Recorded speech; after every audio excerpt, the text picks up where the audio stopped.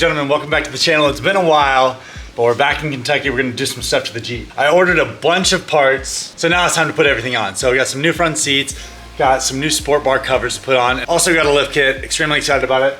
But to kick things off first, we're gonna go ahead and get the seats done. We're gonna get the sports bars done. That way we can put the top back on, because in Kentucky right now, it's between like 20 and 40 degrees. So I've got the top inside so it can warm up. That way we can stretch it over the top of the Jeep and it won't give me that much of a hassle. It's time to get straight into it. So let's put on those new seats. I have these old Jeep seats in here, like the original seats, and I just threw these covers on them temporarily, and I got the new back seat put in. So the Bestop back seat. So I figured it was time that we just put the Bestop seats in the front as well, so it matches the seats in the back.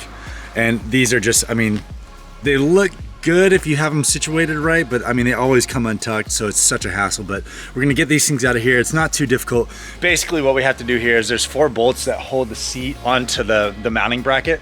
So we undo that, and then we have to switch the mount over to the new seats and then just torque them down here. I think the torque is 21 foot-pounds for each nut. It shouldn't take too long. All right, so when it comes to taking these seats out here, you can tell, I mean, already it's all just kind of raggedy and just sits wherever it sits. But if we look under here, we got one nut right here, one nut here, same thing on the other side. So once we undo these 4, the top part of the seat is gonna lift off. Then we can take the seat inside and swap it out with the other seat.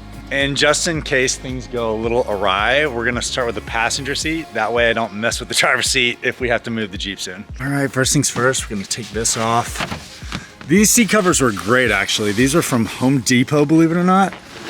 They're like 50 bucks. Get that off there, go over here. Get that off there. All right, seat cover is off. And yeah, you can tell, I mean, wow, original seats. You can even see the Jeep on it. Never noticed that before.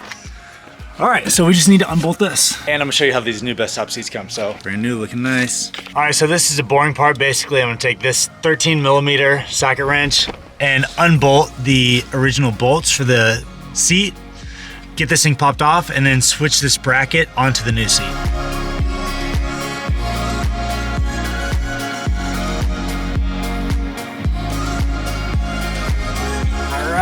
All done. Let's take her out. All right, time to get this new seat in here.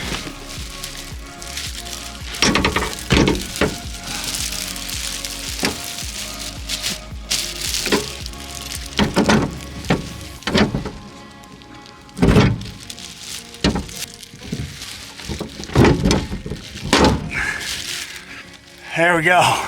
All right, so we got the new seat in, time to get it all tightened up. Got to tighten everything to 21 foot-pounds. Pretty easy, doesn't take that long.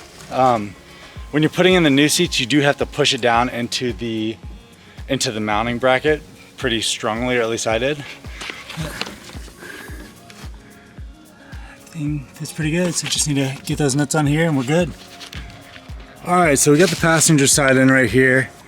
I will say it doesn't slide as easy as the original seat does, so I think it's just a matter of it kind of settling in. But it went in pretty easy, and so now it's just time to get the driver's seat done, and we're all good. So this is actually really easy. All right, just got it all wrapped up. So these are the Bestop Trailmax 2 seats. Really easy install, only takes maybe like 20 minutes a seat. Very happy with the outcome, check it out.